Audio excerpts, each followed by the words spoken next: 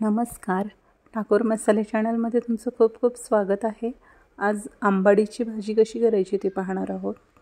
ही साधारण एक जुडी आंबाडीची भाजी आहे. तिची फक्त पानंच तेवढी तोडून घ्यायची आहे आणि जर कोवळं देठ असेल तरच देठ घ्यायचं आहे, नाहीतर देठ घ्यायचं नाही आहे, कारण ते शिजत नाही लवकर. ही भाजी मी स्वच्छ धुवून घेते. आधी स्वच्छ धुवून घेतल्यानंतर बारीक कापून घ्यायची आहे. अनेक पद्धतीने ही आंबाडीची भाजी बनवता येते. ही मुळातच आंबट चवीची असते. तर ह्या ठिकाणी मी बेसन पीठ घालून पातळ आंबाडीची भाजी बनवत आहेत. तसंच तिला सुक्या पद्धतीने सुद्धा बनवू शकतो आपण.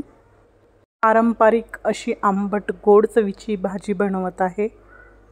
तर बारीक अशी चिरून झाल्यानंतर कुकरच्या भांड्यामध्ये काढून घ्यायची आहे. तर कोणी ह्या भाजीला आंबाडीचं गरगट असंही म्हणतं. तर अशा पद्धतीने सर्व भाजी मी कुकरच्या डब्यात काढून घेतली आहेत आणि आता त्यात एक ग्लासभर पाणी ठेवायचं आहे वाफवायसाठी. या ठिकाणी मी अगदी चमचाभर शेंगदाणे आणि चमचाभर तांदूळ आणि हरभऱ्याची डाळ 1 तासापासून पाण्यात भिजून घेतलेली आहेत. त्याचं पाणी काढून घ्यायचं आहे. व्यवस्थित भिजलेले आहेत आणि कुकरच्या दुसऱ्या भांड्यामध्ये सेपरेट याला उकडून घेते. ह्या भाजीसोबतच उकडून घ्यायचं आहे.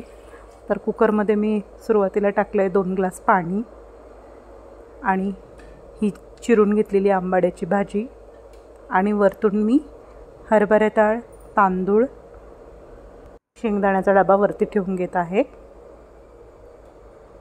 कुकरमध्ये 4 शिट्या घेऊन याला अगदी मऊ असं वाफवून घ्यायचं आहे. तांदळाच्या ऐवजी तांदळाच्या कण्या किंवा कोणी ज्वारीच्या कण्यासुद्धा लावतं. तर 4 शिट्ट्या झालेल्या आहेत. आता गॅस बंद करून कुकर पूर्णपणे थंड होऊ द्यायचा आहे. कुकर थंड झाल्यावर आता उघडून बघूया.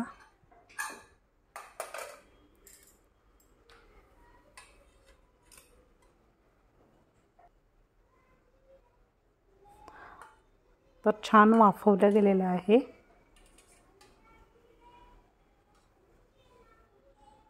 तर गरम असतानाच ह्या भाजीमध्ये रवईच्या साहाय्याने हटून घ्यायची आहे आणि त्यामध्ये साधारण 1 वाटी बेसन पीठ घालून पुन्हा हटून घ्यायचं आहे रवईच्या साहाय्याने आणि त्याचे गोळे मोडून घ्यायचे आहेत.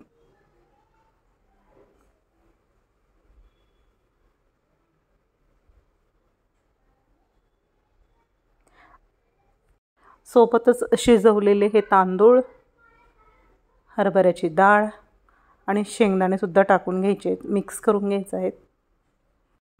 हरभऱ्याच्या डाळीच्या ऐवजी तुम्ही तुरीच्या डाळीचा सुद्धा वापर करू शकतात. हलक्या हाताने थोडंसं मिक्स करून घ्यायचं आहे आणि आता गॅसवर ठेवायची कढई. त्यामध्ये ही मिक्स केलेली भाजी टाकून थोडीशी उकळी येऊ द्यायची आहे त्याला आणि त्यामध्ये घालायचं आहे गूळ. आंबट गोड अशा चवीची भाजी असणार आहे. चवीपुरतं घालायचं आहे मीठ. अगदी पारंपरिक पद्धतीने ही भाजी मी बनवत आहे. झाकण ठेवून 10 मिनटं वाफवून घ्यायचं आहे. 10 मिनटानंतर बघा भाजीला छान उकळी आलेली आहे. गॅस बंद करून भाजी थोडी बाजूला काढून घेऊया आणि आता आपल्याला यात वरतून फोडणी घालायची आहे. फोडणीसाठी आपण तयारी करून घेऊ.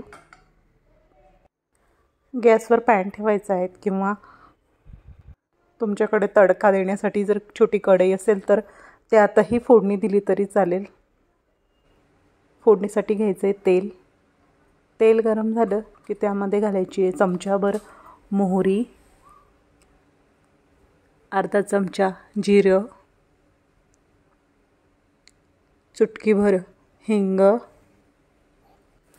फोडणी छान तडतडली की त्यामध्ये घालायचा आहे कढीपत्ता,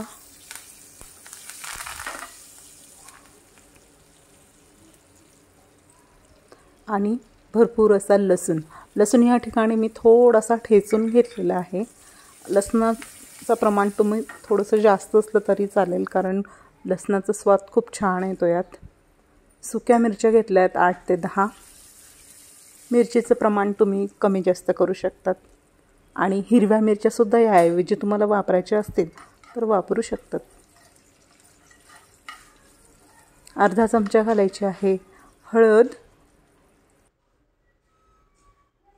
आणि पुन्हा व्यवस्थित मिक्स करून घ्यायचे आहे. गॅस बंद करायचा आहे. स्लो गॅसवर पुन्हा भाजीची कढई ठेवून त्यावरतून ही फोडणी टाकून घ्यायची आहे. फोडणी टाकल्यानंतर लगेचच झाकण ठेवून 2 मिनटं फक्त उकळी येऊ द्यायची आहे. लगेचच झाकण काढून ही फोडणी व्यवस्थित मिक्स करून घ्या. ही आपली आंबाड्याची पातळ भाजी रेडी आहे. तुम्ही सुद्धा जरूर करून पहा. भातासोबत, भाजीसोबत, विशेषतः बाजरी आणि ज्वारीच्या भाकरीसोबत खूप अप्रतिम लागते. Thanks for watching.